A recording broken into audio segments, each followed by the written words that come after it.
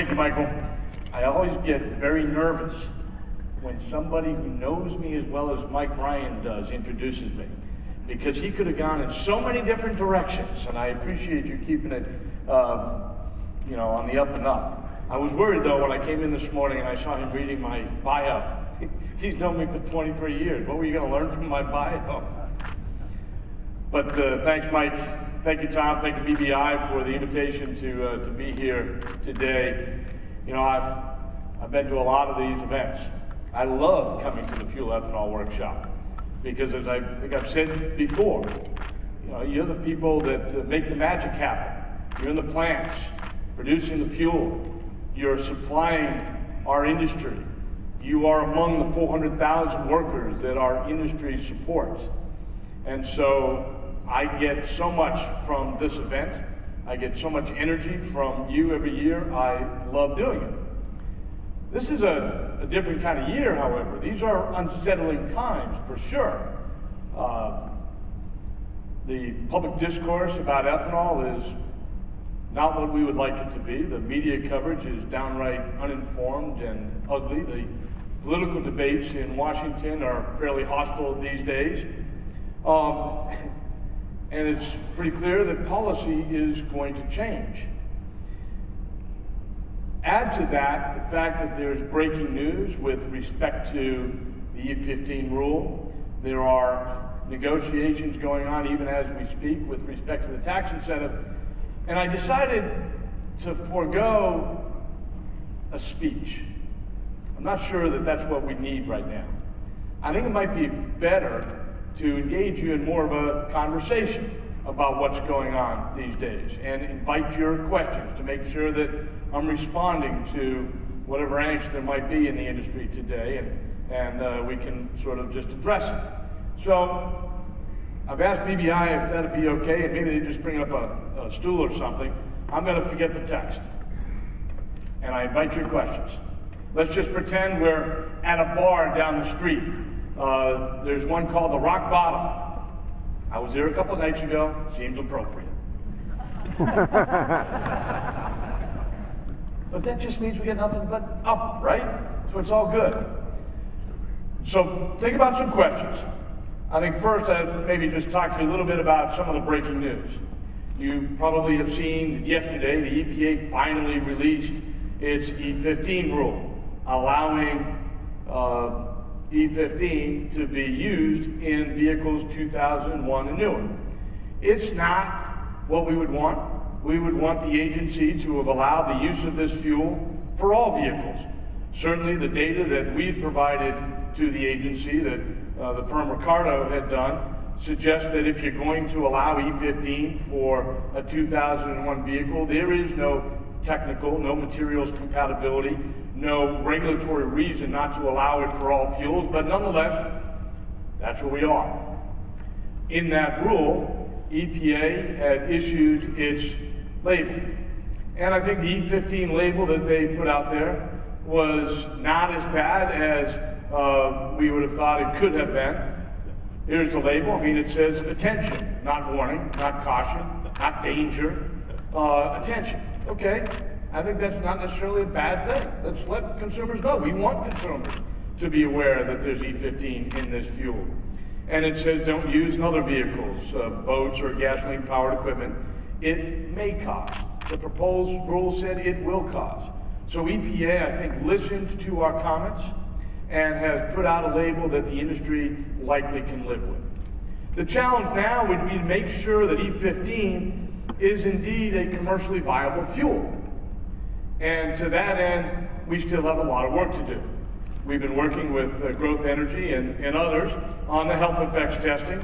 That testing is going quite well. We anticipate that we will be able to provide EPA with a final report, and producers will begin to register that fuel this summer. Registration will trigger commercial use, but there are still going to be some additional challenges. There are state regulatory challenges that we are working on. There will be issues with respect to fuel volatility that still need to be addressed, either in regulation or in the marketplace. We've got to figure out what the octane of E15 is going to be and how marketers will appropriately be able to label that fuel. Bottom line is, we're going to have to continue to work to take advantage of the opportunity that EPA is given. But we believe strongly that there will be E15 being sold commercially as yet this year. And we look forward to working with all of you, working with our marketers, working with refiners to make that a reality. If the industry is going to grow, we need to open up new markets, and E15 will be one of those. Now, just quickly as well, I want to touch upon the negotiations that are going on today. Look, you all know that while we were the cat's meow in 2005 and 2006, the debate about ethanol in D.C. has been poisoned by the confounded food versus fuel debate and other issues. The fact of the matter is there are industries that are well-funded and highly motivated to do damage to our industry's agenda. We are now taking a fair amount of the barrel out of the marketplace that big oil once had. So, you know, this ongoing debate over the past couple of years has been challenging. We've been getting out there with what we think are the facts, and we're pretty confident that we are supported in the fact that there is no challenge to food prices. Ethanol is not driving food prices. That's skyrocketing prices of oil. I don't want to preach to the choir. I know you all know that. But the fact of the matter is the challenge in Washington, D.C. right now is a pretty hostile environment. Our industry, I think, has stepped up and has indicated as early as last fall, hey, we recognize that the nation's budgetary problems are such that our industry has grown and matured to a point where the existing policies need to be reformed. We want to do so in a way that allows the industry to continue to grow and, more importantly, continue to evolve. But we recognize that change is in the offing. We stepped up. We said, we will work with you to eliminate the tax incentive. We want to make sure that we still have a growing market, meaning we need vehicles to put our fuel in beyond E10. We need to have a way to make sure that the infrastructure is compatible with those new fuels. We need more blended pumps. And importantly, the economics have to be right, because while at $90 a barrel oil that we have today, not an issue, at $50 a barrel oil, $40 a barrel oil, you got to question what happens with the incremental demand and what that might mean for growing the market, seeing cellulose fully develop. So we want to make sure the economics are right. But ultimately, we need to, as Dr. Bruce Dale just said, we need to move this industry to continue to evolve. We need cellulosic ethanol to commercialize. We get these things, I think the future for the industry will continue to be bright, but that's going to be a challenge. The debate that's going on right now is, okay, how do we reshape ethanol policy in a way that allows that growth to continue, in a way that allows infrastructure to get the investments that it needs? And while there have been reports lately, as late as last night, that Senator Dianne Feinstein has a deal with Senator Thune and Senator Klobuchar to move this policy forward, I think deal is a relative term, and I'm not sure we are that close yet, but negotiations are in fact continuing. And you may see the tax incentive be phased out as early as August 1st. And in lieu of the existing tax incentive, they would fund some level of infrastructure as yet to be completely defined with tax incentives. They would allow the small producer tax incentive to be continued, at least for a time, and there will be some effort to assure that the cellulosic ethanol industry is also getting the incentives that it needs to continue to grow and attract investment. That's not the package that any one of us, I think, would want. But the reality is, in Washington, D.C. these days, you get what you can get when you can get it. And I think we're hopeful that there's a way to bring this to fruition. It's not a done deal by any stretch, because Washington remains a dysfunctional town. And finding a vehicle that will get to the president's desk is going to be the single most important challenge. There might be a deal. Everybody agrees to, yeah, we'll sing kumbaya, let's make it happen.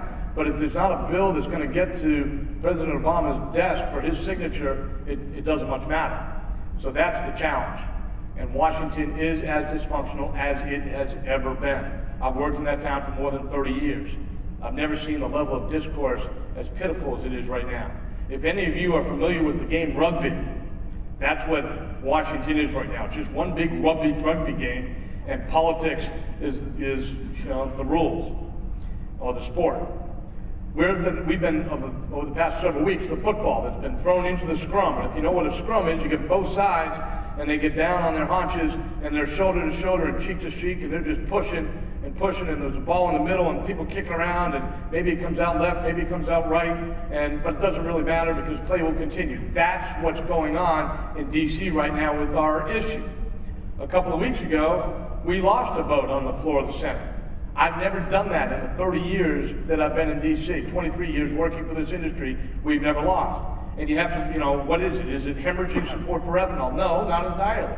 The fact of the matter is, when those 73 members were voting on whether or not to eliminate the tax incentive immediately with no plan for the future, it wasn't about ethanol at the end of the day. It was largely about positioning folks on tax policy for future deficit reduction talks.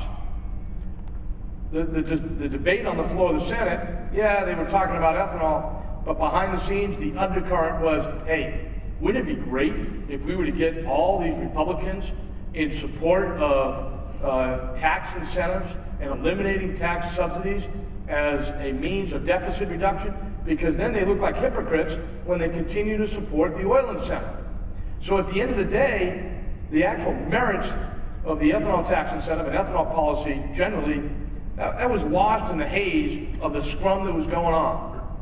Does it mean that we are still, have tons of support? No, it doesn't. But, there were 3 votes that week. We won 2 of them. We lost 1. And the politics of it were clearly having an impact on the debate. But within minutes of that loss, they defeated an amendment by Senator McCain that would have stripped the USDA's ability to fund infrastructure. So it wasn't a clean vote either way. We would be wrong to underinterpret the McCain vote, just as our opponents are wrong to overinterpret the vote on the Coburn Amendment.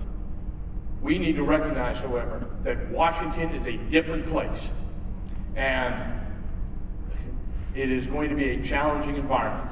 I'm proud of our industry for stepping up and saying, we will put our policy on the table. Let's have a debate about what the future tax policy needs to be. I challenge, as I have before, any other industry to step up and say, you know what? Exxon doesn't need the taxpayers' support to drill in the Gulf of Mexico at $100 a barrel either. There's no reason why big oil should continue to receive their subsidies. And I hope at the end of the day, there is a more comprehensive discussion about what our energy tax policy needs to be, and we're focusing on what do we want our energy future to be, how do we need to get there, and then we go about getting the policies that will result in the industry that we want. I prattled on longer than I meant to, I apologize, but I wanted to get those 2 issues off the table anyway. But let's just chat.